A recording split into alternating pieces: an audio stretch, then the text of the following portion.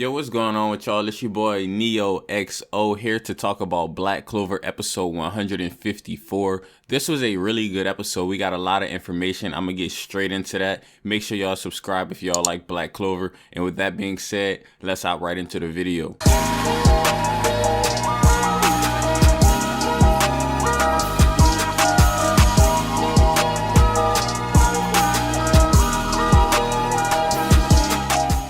So the episode starts off with a little recap of last episode, specifically the parts where they got promoted.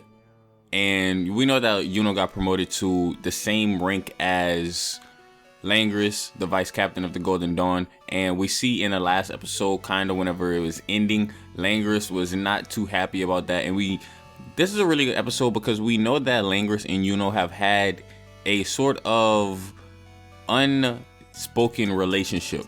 It seems like they're kind of competing with each other in a way, and it seems like in the back of Langris's head, he always knew that Yuno was going to surpass him. They even had like a flashback to whenever Langris and Yuno kind of met up with Asta, and Langris was kind of being a little prejudiced, and he was saying like, aren't you embarrassed to them? And Yuno was like, no. So it was like, okay, Yuno's not just gonna follow anything Langris says, and he basically told Langris that he's going to become the Wizard King. Now, to become the Wizard King, you have to rise in the ranks. So Yuno is definitely one step closer to becoming Wizard King, considering he is a first-class senior magic knight. So that's right under captain. So he's the same rank as Langris. And with that being said, in the manga, we know that Yuno becomes the next vice captain of the Golden Dawn, and I'm not gonna say that's a spoiler because they kind of touched upon that in this episode.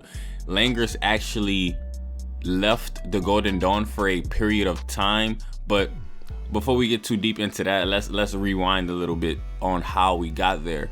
Basically, what ends up happening is Langris finds out that Yuno got promoted to the same rank as him, and he's not so happy about that. So basically what he does is he challenges Yuno to a sparring match. Now, the catch of this sparring match is that whoever loses has to leave the Golden Dawn. Now, we see Langris actually discussing some things with the captain of the Golden Dawn, William Vengeance, and basically we find out that Langris has not been on a mission ever since the stuff with the elves happened.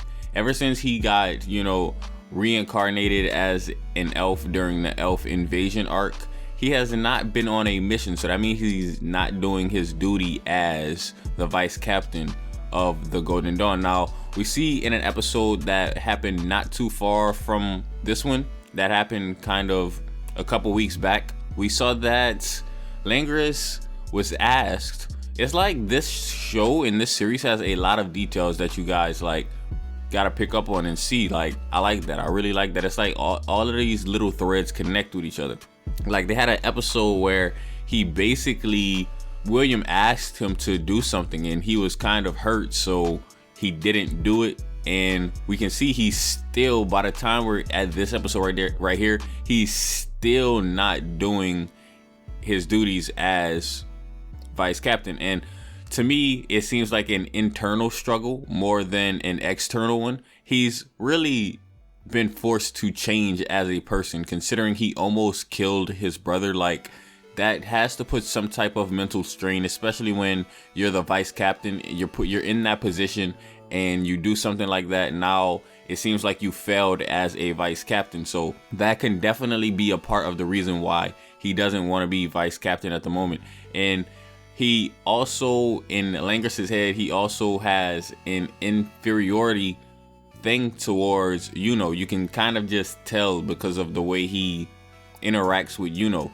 So the Golden Dawn is basically just chilling, having a good time, and that's when Langris walks up to Yuno and he wants to spar. And the sparring match gets underway. Like I said, the catch is whoever loses has to leave the Golden Dawn. Now, we find out later that he was planning on losing on purpose, but then what ended up happening is he actually did start to get serious, because at first he wasn't really being serious, and Yuno was like, nah, if you're gonna spar me, go all out. And so Langris decided to go all out against Yuno, and Yuno decided to go all out against Langris. And that is very interesting to note, because basing it upon this episode only, it would seem to me as if Yuno is definitely stronger than Langris. Now, there is a caveat to this, and the caveat is, you know, they always throw a caveat in there to make people not 100%, you know, accurate, or to give some kind of ambiguous room for people to kind of come to their own conclusions. But I've come to the conclusion that Yuno is stronger. Now, Langris has come to the conclusion that Yuno is stronger also, but Yuno has come to a different conclusion, and Yuno's conclusion is that nobody knows what would have happened if Langris would have gone all out from the beginning. Now, I do believe that even if Langris would have gone all out from the beginning, Yuno would have still won. And this could possibly be Yuno just being humble, you know, because at the end of the day, he is under Langris still, until Langris kind of, you know, officially resigns or officially leaves. And since Langris did end up losing to Yuno, he was going to leave the Golden Dawn, but William actually said, nah, you don't have to do that. You're always going to have a place here. So what ends up happening is Langris goes on kind of this journey, and he has kind of like the same, it seemed like he got the same outfit from the manga.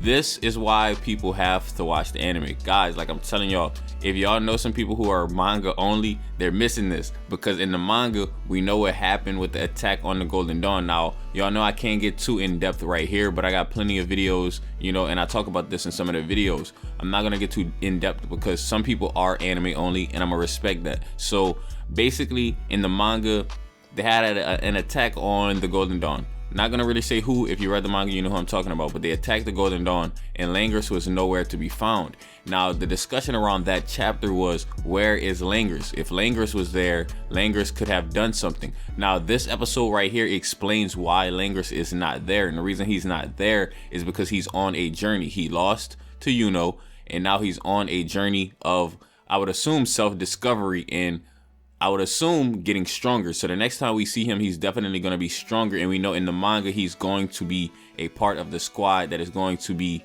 invading the Spade Kingdom. Now, we haven't seen him in the manga that much after this right here. We didn't really see him in the manga that much. We're just now starting to see him in the manga again. So that means we haven't seen his full potential.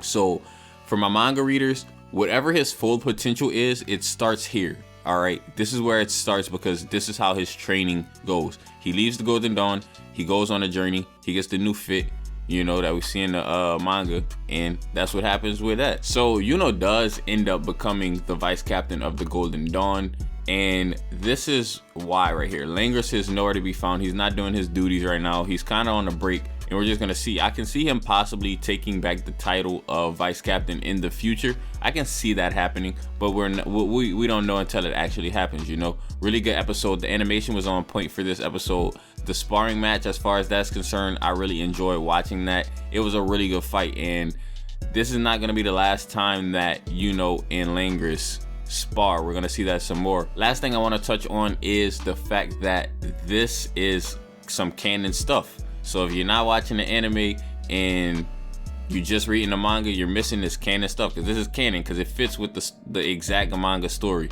Because sometimes the manga has some loose ends and the anime comes in and ties those loose ends so it's not loose. Now, with that being said, the next episode we're gonna get from the preview, we're finally starting the Heart Kingdom training, and right off the bat from the preview, it shows something from the manga, you know. It showed something from the manga that was only shown as a flashback, so we're actually going to see it in the anime. But with that being said, hopefully you guys enjoyed this video, and if you did, please leave it a thumbs up, comment, and subscribe. As always, it's been your boy Neo XO, and I'm out.